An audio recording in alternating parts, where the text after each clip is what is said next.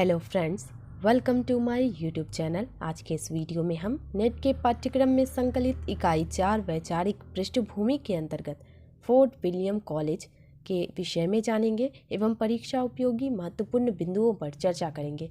तो आइए समझते हैं। इसकी स्थापना 10 जुलाई 1800 ईस्वी में कोलकाता में गवर्नर जनरल लॉर्ड वेलीजली ने युवा सिविल सेवकों को प्रशिक्षित करने के लिए की थी। वेलीजली का मानना था कि सिविल सेवकों को स्थानीय भाषा, संस्कृति आदि का ज्ञान होना चाहिए। यहाँ हिंदी, मराठी, गुजराती, तमिल आदि देशीय भाषाओं में पुस्तकें अनुदित होती थी। हिंदी हिंदुस्तानी विभाग के अध्यक्ष जॉन गिलक्राइस्ट थे। उर्दू तथा भाका हिंदवी के लिए अलग मुंशी नियुक्त हुए।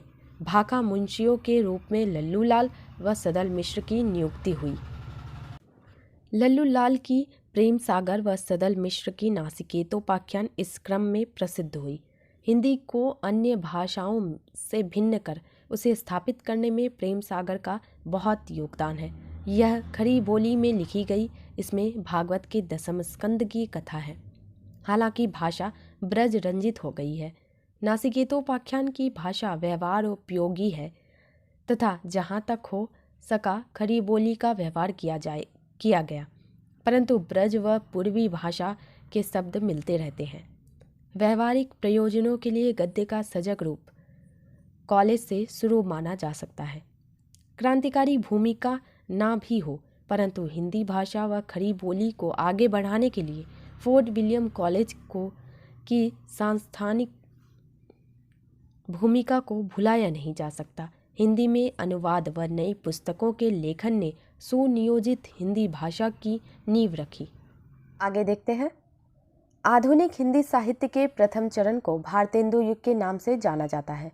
निज भाषा उन्नति अहे का मूल मंत्र देने वाले भारतेंदु के युग में हिंदी नई चाल में ढली, लेकिन रीतिकाल और भारतेंदु युग के बीच संधि काल में ही हिंदी नया रूप धारण करने लगी थी। हिंदी के इस नए रूप के संवर्धन एवं प्रचार प्रसार में फोर्ट विलियम कॉलेज की महत्वपूर्ण भूमिका है। फोर्ट विलियम कॉलेज की स्थापना लॉर्ड वेलीजली ने सन 1800 में कलकत्ता में की थी। वेलीजली ने भारत आकर ईस्ट इंडिया कंपनी के कर्मचारियों और अधिकारियों के लिए शिक्षा, सदाचरण और जनभाषा ज्ञान की आवश्यकता अनुभव की थी, जिसकी वजह से उन्होंने जॉन गिलक्राइस्ट की अध्यक्षता में ओरिएंटल सेमिनार नाम की संस्था स्थापित की। आगे चलकर यही संस्था फोर्ट विलियम कॉलेज के रूप में परिवर्तित कर दी गई। इस कॉलेज की स्थापना से भारतीय भाषाओं, विशेषकर हिंदी, बांग्ला और उर्दू को बहुत प्रोत्साहन मिला। कॉलेज की गतिविधियों को दो भागों, शिक्षण संबंधी और भाषा संबंधी में विभक्त किया जा सकता है। इस कॉलेज में पूर्वी और पश्चिमी साहित्य, अंतर्राष्ट्रीय कानून, अंग्रेजी कानून, नीति विज्ञान, अर्थशास्त्र, भूगोल, गणित, वनस्पति शास्त्र, रसायन शास्त्र आदि सभी विषयों की शिक्षा दी जाती थी।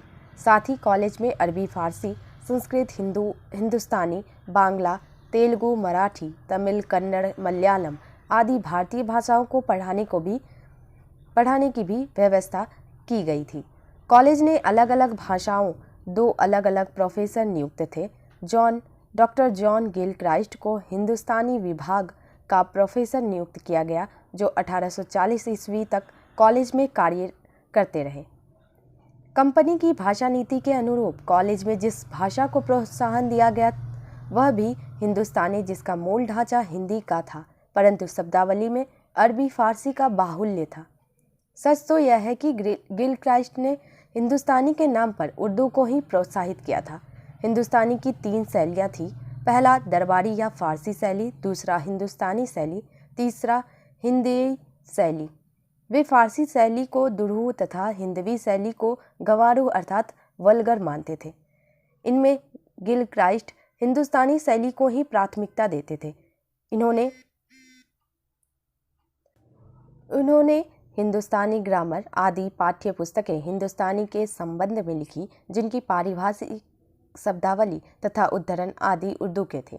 जहाँ तक लिपि का प्रश्न है, गिलक्राइस्ट रोमन और फारसी लिपि दोनों के पक्ष में थे।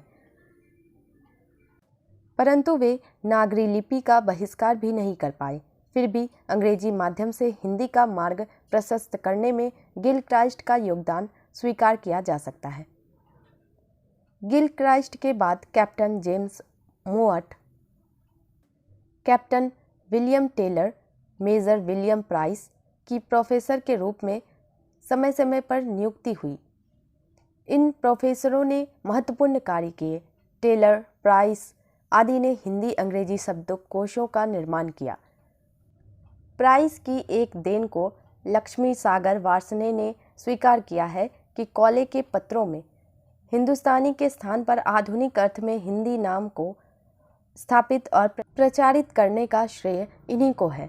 उनसे पूर्व कॉलेज के जिस भाग को हिंदुस्तानी विभाग कहा जाता था, उनके प्रयास से वह हिंदी विभाग कहलाने लगा।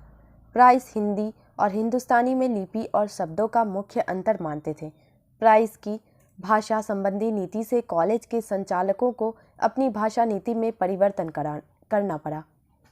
प्राइस के बाद हिंदी विभाग में किसी प्रोफेसर की नियुक्ति नहीं हुई। केवल मुंशी और पंडित अध्ययन कार्य करते रहे। यद्यपि इन मुंशी और पंडितों का स्थान कॉलेज व्यवस्था में सदैव गौण ही रहा। मुंशी और पंडितों को कई कोटियाँ थीं: सर्टिफिकेट मुंशी, सुलेखक, किस्सा खां तथा भाषा मुंशी। भाषा मुंशी के रूप में लल्लूलाल और सदल मिश्र के नाम विशेष उल्लेखनीय हैं। इनके अलावा इंदेश्वर, नरसिंह, गंगा प्रसाद शुक्ल, ख्याली राम, ब्रह्मा सच्चिदानंद, ईश्वरचंद्र विद्यासागर, दीनबंधु तथा शेष शास्त्री आदि ने भी अपनी कृतियों के माध्यम से खड़ी बोली हिंदी के विकास में पर्याप्त योगदान दिया। ब्रजभाषा तथा खड़ी बोली गद्य दोनों के विकास में लल्लूलाल जी का महत्वपूर्ण योगदान है। इनकी 11 रचनाओं का उल्लेख किया जाता है, किंतु सर्वाधिक महत्वपूर्ण एवं प्रसिद्ध रचना प्रेम सागर है। फोर्ट विलियम कॉलेज के विचरण में इसकी भाषा हिंदवी, ठेठ हिंदी या कभी कभी खड़ी बोली भी कही गई है। प्रेम सागर श्रीमद् भागवत के 10वें स्कंद का भावानुवाद है। इसकी रचना प्रचार की दृष्टि से नहीं, वरन सिविलियन विद्यार्थियों को हिंदवी का ज्ञान कराने के उद्देश्य से पाठ्यपुस्तक के रूप में की गई है। प्रेम सागर की भाषा पर कथावाचकों की शैली का प्रभाव है। लल्लूलाल के आगरावासी होने के कारण उसमें स्थान स्थान पर ब्रजभाषा के प्रयोग मिलते हैं।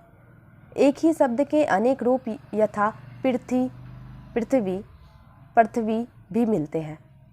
लेकिन ईसाई धर्म प्रचारकों पर इनकी भाषा का प्रभाव काफ़ी पड़ा। हिंदी खड़ी बोली के विकास में प्रेम सागर का ऐतिहासिक महत्व है, जिसे अस्वीकार नहीं किया जा सकता। हिंदी पंडितों में दूसरा महत्वपूर्ण नाम सदल मिश्र का है, जिनकी नासिकेतोपाख्यान तथा रामचरित रचनाएं खड़ी बोली के विकास में महत्वपूर्ण मानी जाती है। रामचरित अध्यात्म रामायण का हिंदी रूपांतर है, जिसकी रचना सदल मिश्र ने गिलक्राइस्ट की प्रेरणा से अरबी फारसी के शब्दों से रहित खड़ी बोली में की।